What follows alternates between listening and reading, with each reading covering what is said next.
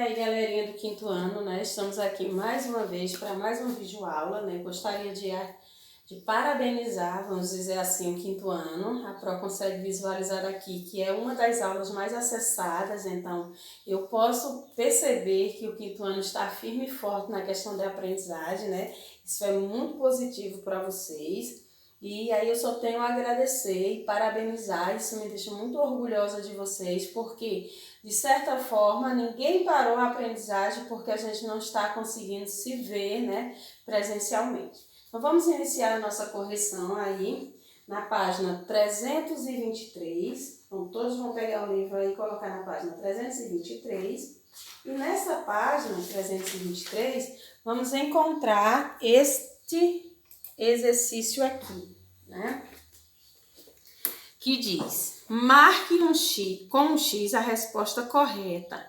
A religião mesopotâmica era politeísta, isto é, havia a crença em muitos deuses, ou monoteísta, isto é, acreditava em um único Deus. Então a resposta correta é o primeiro quadradinho, né? A gente viu isso na aula passada, que era politeísta, que significa que eles acreditavam em muitos deuses, né? Para eles existia Deus para qualquer coisa. Qualquer coisa que eles fossem fazer, tinha um Deus para eles recorrerem, né? Tinha um Deus para que eles achassem que ele, de certa forma, iria ajudar. Tinha Deus para o comércio, tinha Deus do rio, tinha Deus do céu, então para ele tinha Deus de tudo. 2. Onde os mesopotâmicos cultivavam seus deuses e o que eles construíam? Eles cultivavam, né, cultuavam os deuses deles em templos e em torres com formas de pirâmide, chamada de zigurates. 3. As sociedades mesopotâmicas, de modo geral, eram divididas, isto é, as pessoas tinham níveis de vida muito desiguais. Associem as duas colunas sobre as classes sociais. Então, na letra A, eram os governantes com poderes absolutos. Letra B, sacerdotes, administradores e família dos governantes. Letra C, comerciantes, engenheiros, arquitetos, matemáticos, artesãos especializados.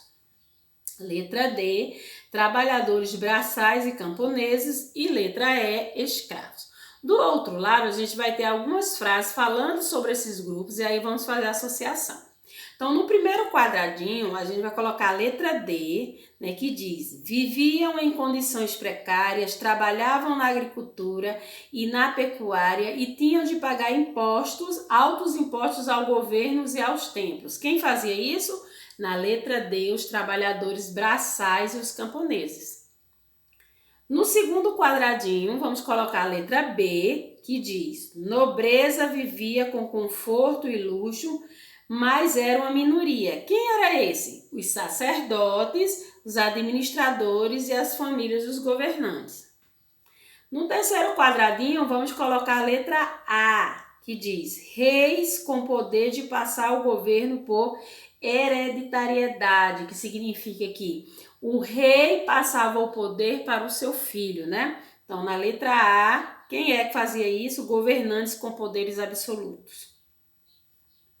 O quarto quadradinho, vamos colocar a letrinha E, que fala: prisioneiros de guerras obrigados a prestar serviços e seus conquistadores. Então, quando eles venciam uma guerra, né, eles pegavam as pessoas que foram derrotadas e traziam para serem escravos deles. Então, aí é a letra E, que era os escravos que faziam isso, né, que eram obrigados a prestar serviço aos seus conquistadores. E o último quadradinho, vamos colocar a letra C, que é referente aos comerciantes, engenheiros, arquitetos, matemáticos e artesãos especializados. E a frase fala: podiam enriquecer com o comércio ou com suas atividades especializadas e viviam com conforto, mas não eram nobres. Quarto, complete. Os povos da Mesopotâmia desenvolveram muitos conhecimentos, principalmente nas áreas de engenharia, arquitetura e matemática. né? Então, vamos encerrando aqui a nossa correção.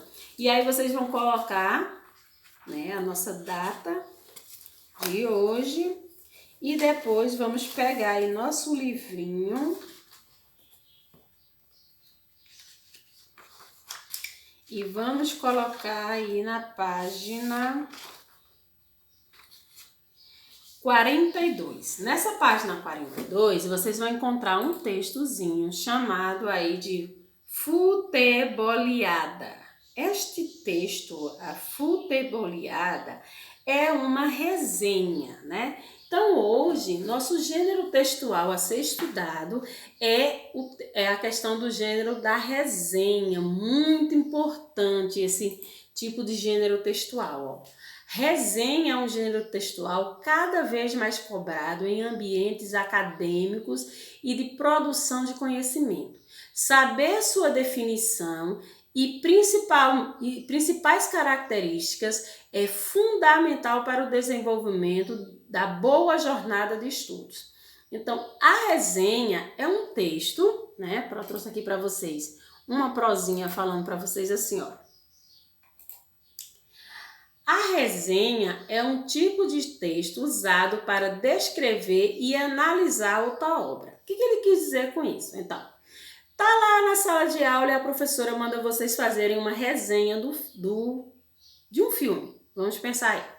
Ela quer ali que você descreva. Depende do texto, depende do tipo de resenha que ela pediu para você fazer. Vocês vão perceber aí que vai existir tipos de resenha, mas o principal que ela quer é que você analise aquela obra, né? Você vai descrever ou analisar, dependendo do tipo da resenha. Se ela quer uma obra, ela quer ali uma resenha descritiva, então ela quer que você conte ali do jeito que aconteceu o filme ou o livro, né? Você vai ali resumidamente contar tudo o que aconteceu. Se ela quer uma resenha argumentativa, aí já é o contrário, você vai ali dar sua opinião, né? Você analisou aquele livro, analisou aquele filme ou analisou aquele texto e ali você vai dar sua opinião, porque você está argumentando. Então vamos descobrir do que eu estou falando. Primeira coisa que o quinto ano vai fixar aí na cabeça é que resenha é um tipo de texto usado para descrever ou analisar outra obra. Essa outra obra pode ser um texto, pode ser um livro, pode ser um filme. Então vamos falar dos tipos de resenha, né? A Pro acabou de falar que tem duas aí, né? A primeira é a resenha descritiva. Nesse tipo, o autor da resenha apenas vai descrever e correlacionar informações acerca do tema ou do livro resenhado.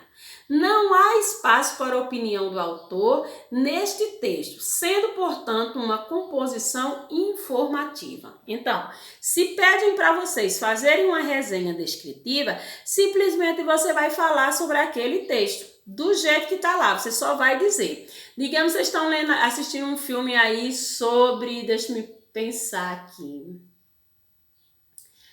sei lá, um filme de conto de fada, né? E aí eu peço para fazer uma resenha descritiva desse filme de conto de fada, Bela e a Fera, vamos pensar assim. Um filme sobre a Bela e a Fera e você vai fazer uma resenha descritiva. Você vai me contar, você vai me descrever o que aconteceu no filme, né? Se fosse do livro da Bela e a Fera, você ia ler o livro e ia me contar resumidamente o que aconteceu. Ia descrever os personagens, a história, você ia descrever, porque a resenha é descritiva.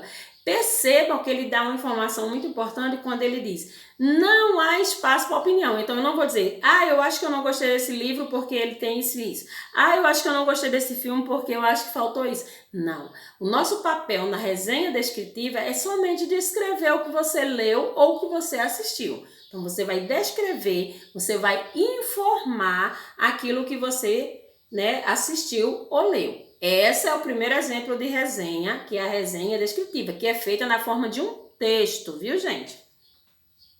Mas daí a professora não quer que você faça uma resenha descritiva, e sim uma resenha crítica opinativa, né? Então, assim como na descritiva, essa também você vai descrever, correlacionar informações de uma obra ou assunto. Não bastante na resenha crítica, há espaço para o autor apresentar tese sobre o tema abordado, sendo então um texto de natureza informativa e argumentativa. Aí também você vai descrever. Mas só que você vai descrever e já pode aí pincelar com sua opinião. Você vai falar o que tinha no livro ou o que tinha no filme, mas daí você já vai dizer o que você não concorda, né? O que você não gostou, o porquê que você não concorda. Então já vem aí a questão da sua argumentação.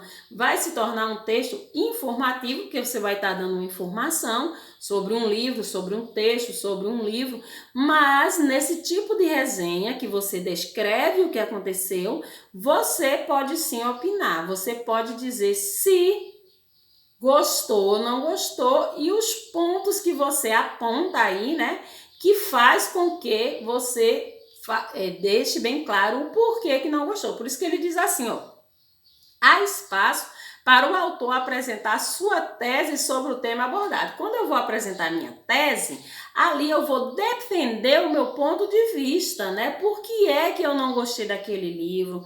Por que eu não gostei daquele texto? Por que eu não gostei daquele filme? Eu descrevi o que aconteceu, mas eu apontei ali, né? Eu explanei pontos que, para mim, tornaram o filme, o livro ou o texto ruim. Entendeu? Então, na descritiva, ninguém vai opinar nada, você só vai informar o que aconteceu descrevendo.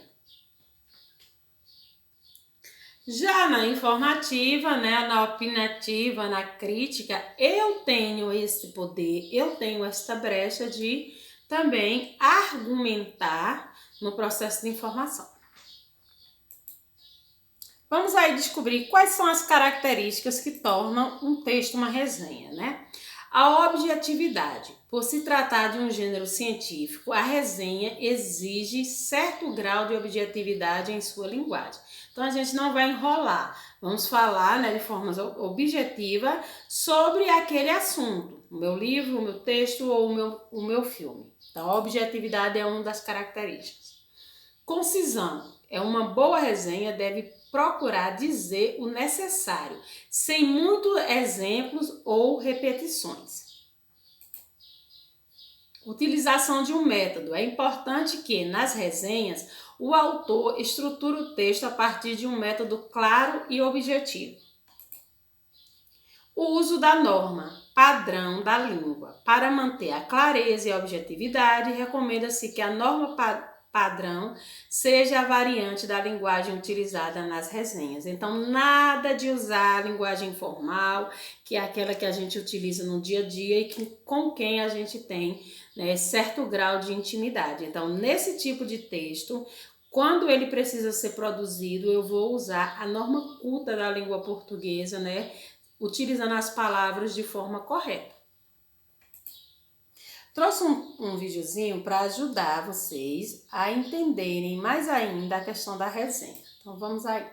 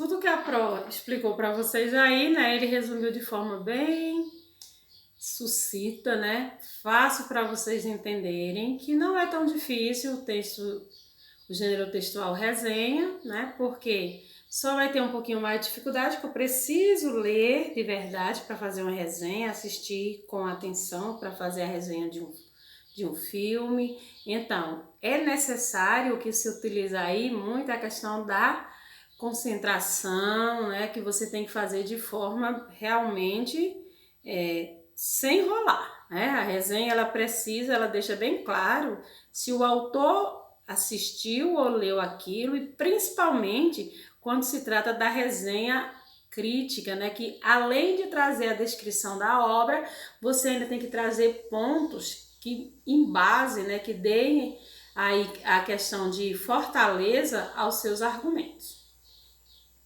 Então vamos aí.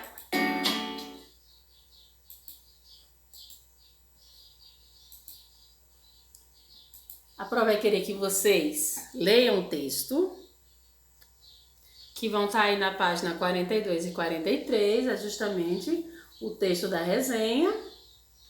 E depois, vamos aí na atividade, responder aí as páginas 43 e 44 do nosso livro de português. Então, gente, até a nossa próxima videoaula, né? Continuem aí realmente no foco de vocês. Eu estou realmente muito orgulhosa do 5º ano, né, que está abraçando essa causa, não se deixando abater, porque de forma presencial a gente não está tendo contato, mas é como a Pro sempre fala para vocês, né? A educação, o aprendizagem, ele se dá em qualquer ambiente. Ele só precisa aí de 2 fatores: quem quer ensinar e quem quer aprender. E graças a Deus, né, eu estou vendo que os alunos do 5º ano estão realmente com vontade, com gana de aprendizagem. Então, até a nossa próxima videoaula.